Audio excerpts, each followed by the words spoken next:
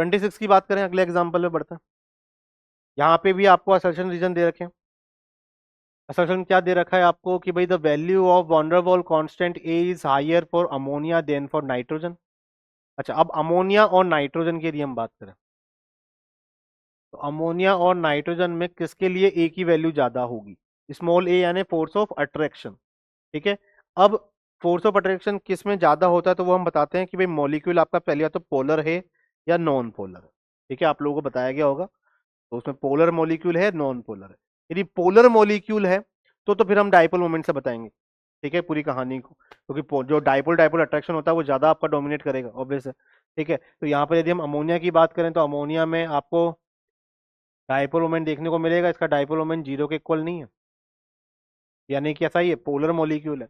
और यदि ये पोलर मॉलिक्यूल है तो इसके लिए स्मॉल ए की वैल्यू क्या आएगी? ज्यादा आएगी। इसके कंपेयर में,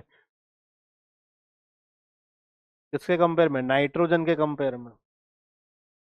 भले इसका क्योंकि दो तरीके होते हैं, पहला तो पोलर मॉलिक्यूल और नॉन पोलर से बताते हैं। अब यदि आपके दोनों ही नॉन पोलर हुए तो फिर आप किससे बता सकते हैं? फिर आप बताएंगे मॉलिक्यूलर मास से, मॉलिक्यूलर वेट से। जिस गैस के लिए मॉलिक्यूलर वेट जितना ज्यादा देखने को मिलेगा उसके लिए आपका फोर्स ऑफ अट्रैक्शन क्या होगा? ज्यादा आएगा। ठीक है, ये मतलब आप, हाँ, स्मॉल ए की वैल्यू आपको ज्यादा देखने को मिलेगी। ठीक। तो यहाँ पर यदि हम बात करें तो भाई अमोनिया और नाइट्रोजन दोनों के, नाइट्रोजन तो नॉन पोलर है लेकिन अमोनिया जो है वो पोलर हो गई। तो पोलर मॉलिक्यूल यदि है तो उसमें फोर्स ऑफ अट्रैक्शन क्या देखने को मिलेगा? ज्यादा देखने को मिलेगा।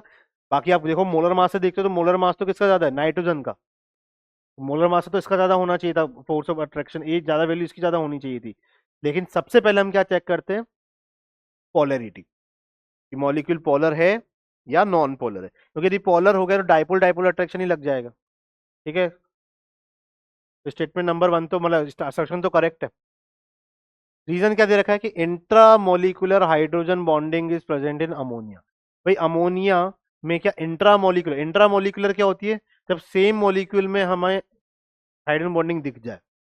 क्या हमें NH3 में विद इन NH3 को हाइड्रोजन बॉन्डिंग देखने को मिलेगी क्या? नहीं, विद इन अमोनिया नहीं। अमोनिया के दो मॉलिक्यूल मिलकर जरूर आपकी हाइड्रोजन बॉन्डिंग शो करवा सकता है, लेकिन विद इन मॉलिक्यूल नहीं मिल सकती।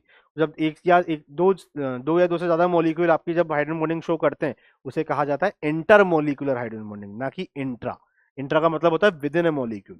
तो इसका मतलब है कि स्टेटमेंट नंबर 1 तो आपका ट्रू है। स्टेटमेंट नंबर जो सेकंड है ये आपका फॉल्स स्टेटमेंट है, ये आपका फॉल्स स्टेटमेंट में जाएगा।